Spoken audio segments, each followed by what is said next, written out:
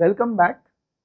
It's time for us to look at an example in which we will be using the first law. But we will also have to look at the process detail. We will have to look at evaluation of the work interaction. We will have to look at the contents of the system because we will have to look at the equation of state, both the PVT part as well as the energy part. And finally, we will have to keep track of the information provided and the assumptions that we have to make. Let us say that the situation that we are going to analyze is this. We have a system which is closed. This is the first piece of information that we have. Then we are told that it contains an ideal gas. That is the second piece of information we have. The third piece of information is that it executes a quasi-static process which is also an adiabatic process. So, it executes a quasi-static adiabatic process. So, here itself we have 4 pieces of information which are given to us. This may not be the complete specification.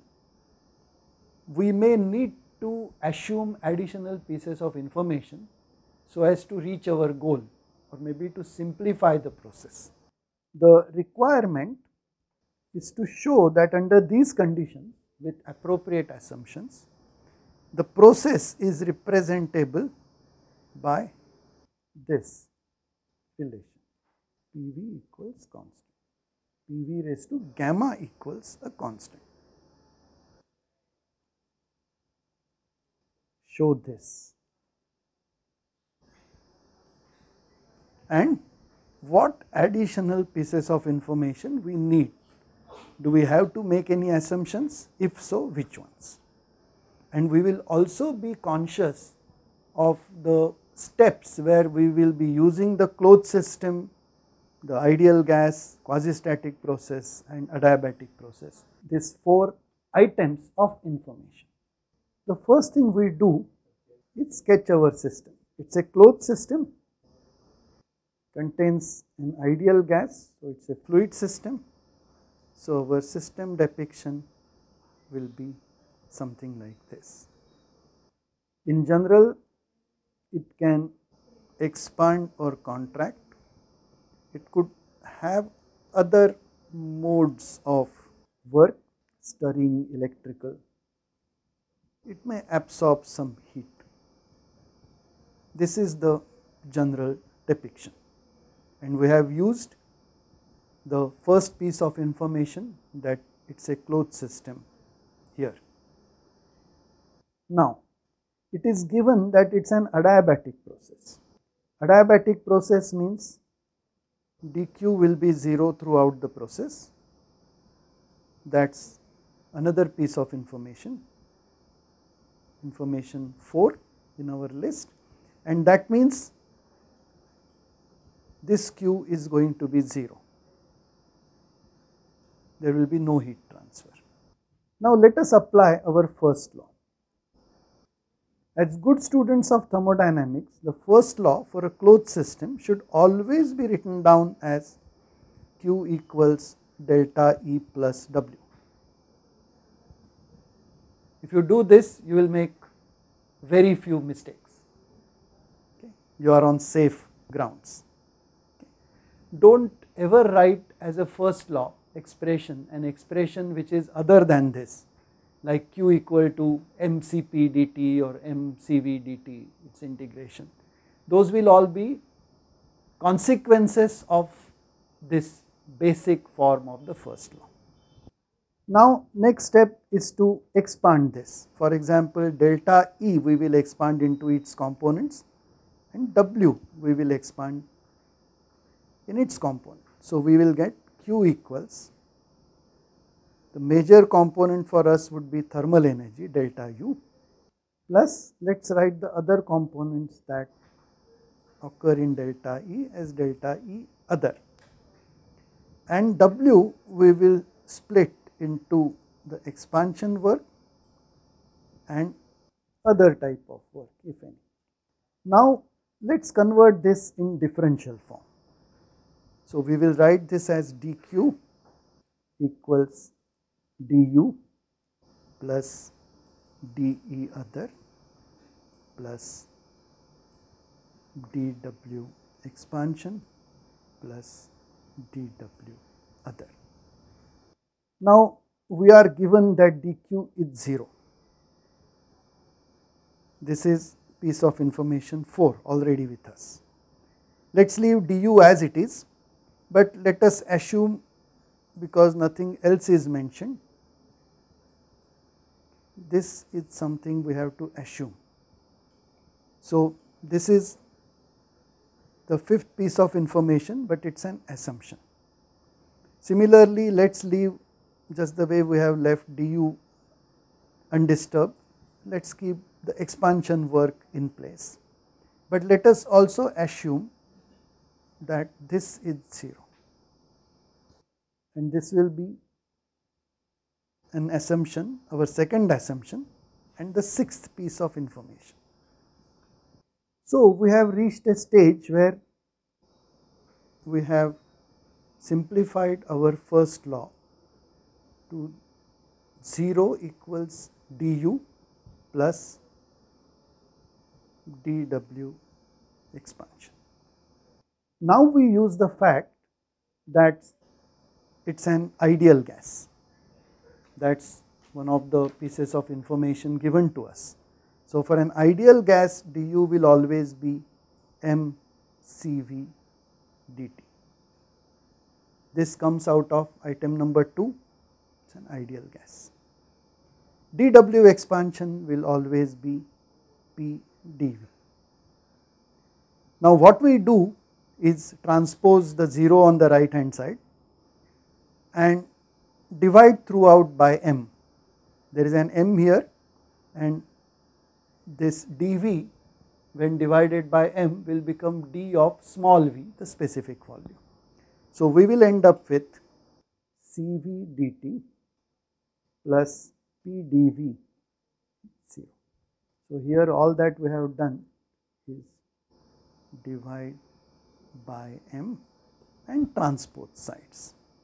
Now we notice that it is given to be an ideal gas, and hence we should have PV equals RT, the equation of state. Take the differential, we will get PdV plus VdP equals RdT. We are writing so many equations, let me say this is my equation A. Now remember, the final form we want is in terms of P and V. So this dt in equation A, which would lead to the presence of T in the final form, it is something which we do not need. So let us use this dt here to eliminate this dt from equation A. So if we solve this equation for dt, we will get dt equals 1 over r Pdv plus Vdp, and substitute this equation, which is equation B, the dt part, into equation A, where also we have a dt part. We will get the following: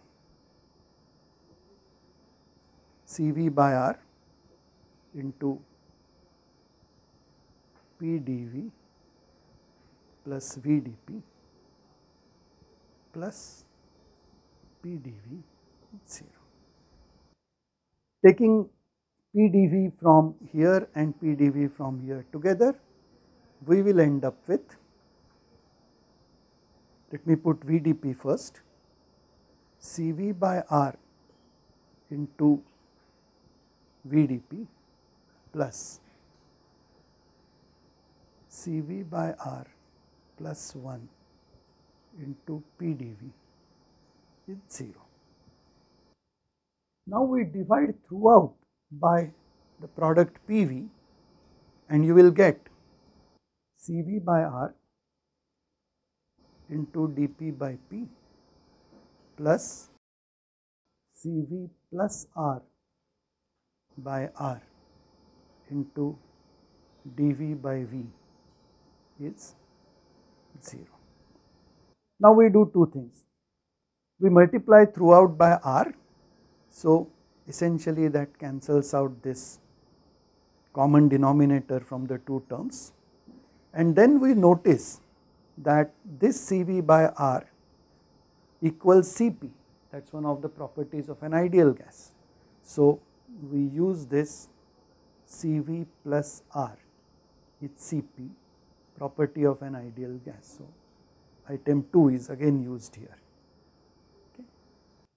So we end up with Cv dP by P plus Cp dV by V equals 0. And then we divide this equation throughout by Cv and note that the ratio of specific heat Cp by Cv is defined to be gamma. So we end up with dP by P plus gamma dV by V equals 0. Let us say this is equation C. Now to obtain a relation between P and V, we will have to integrate this equation. And now here we will have to use the following fact, that it is a quasi-static process. Hence integration is possible. However, we must have gamma to be constant for a straightforward integration. So we will make an additional assumption that Cp and Cv are constants. Hence gamma is also a constant. This will be our assumption number 7. And once you do the integration, after integration you will get logarithm of P plus gamma into logarithm of V equal to some constant, or taking the exponential you will get P into V raised to gamma is a constant. Now remember that we have finally come to this derivation, but do not jump to the conclusion that an adiabatic process means PV raised to gamma is constant. Remember that the conditions we have is that we have a closed system. Second thing, we had an ideal gas. The third specification was that it is a quasi-static process. It was also given to be an adiabatic process. And then we made an assumption. Our first assumption was dE other is 0, that was piece of information 5. Then we assume dW other than expansion work was also 0, that was assumption 6. And finally we assume that Cp, Cv were constants, that was assumption 7. In any problem you solve in thermodynamics, any exercise you do, you will have to be conscious of the information provided, but you will also have to make consciously some assumption and list them. Thank you.